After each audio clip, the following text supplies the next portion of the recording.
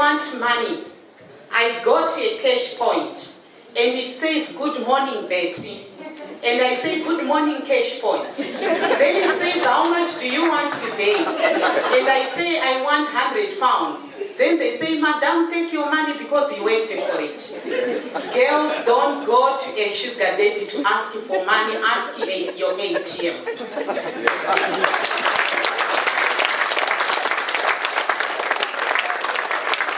I really want to make a passionate short presentation. My name is Betty Makoni. I'm from Zimbabwe. I grew up very poor in a high-density suburb called Chitungwiza, and I think Madame Kumalo is here knows where Chitungwiza is. In Chitungwiza, we used to go out to vend at night. You know, when you go out vending, you are selling things like tomatoes, onions, and I think that's what I'm seeing in every part of Africa. When things are not okay, the sacrificial lamb is the girl child. But when you kill the girl child, where are all these women going to come from? I started fighting for gender equality in 1977 when I said to my mother, stand up against the domestic violence. Why should daddy beat you? He has no right to beat you. Report to the police officer. So most of you might think fighting for gender equality begins with older women. It begins at a certain point in your life when you see things are not okay. Yeah. So when I was 6 years, I was so unfortunate that myself and other groups of girl vendors were raped by one man who took advantage. After that, I had also to watch my mother dying in silence because she had taken an index finger and put it here and said to me, shh, we don't say domestic things in public. From that day, I learned to speak.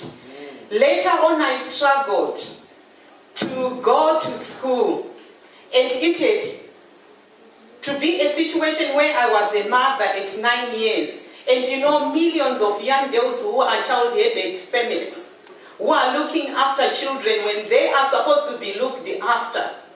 Later on, I had to work at a girls' boarding school. 6 years non-stop, walking 50 kilometers. Every holiday at a rich school, big a complex like this.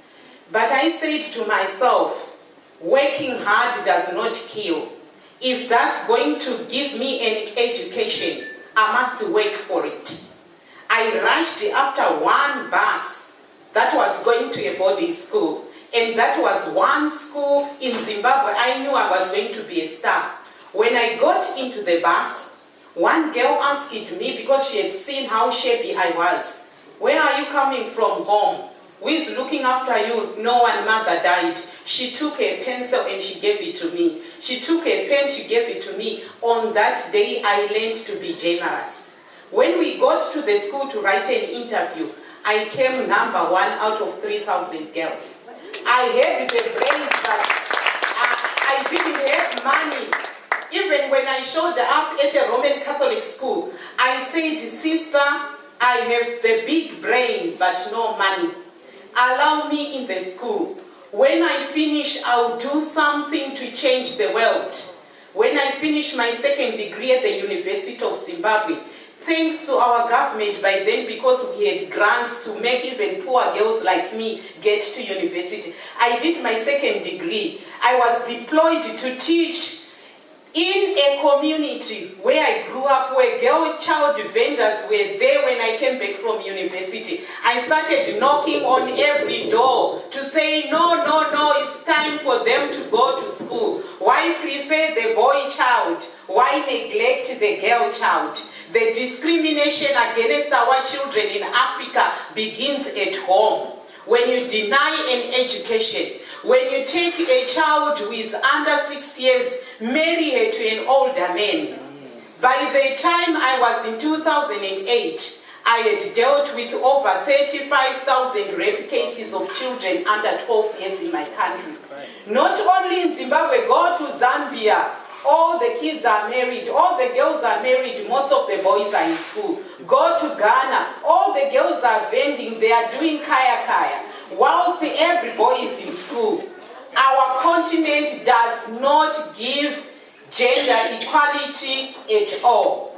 All other liberations like, colonialism, slavery were fought against and won. One liberation we must embark on as women, to free the girls from those men, to really put up a fight, to really say no, you cannot take a child with only 10 years.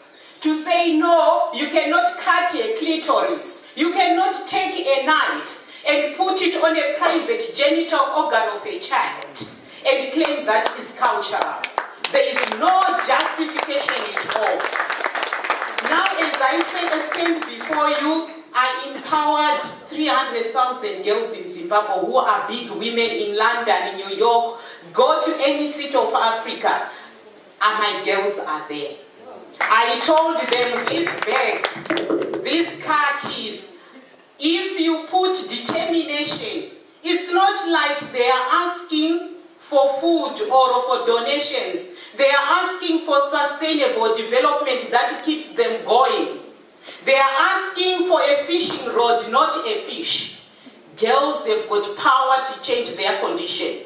If we don't support a girl today, there is no woman. All of us are just going to play second-class citizen in our own country.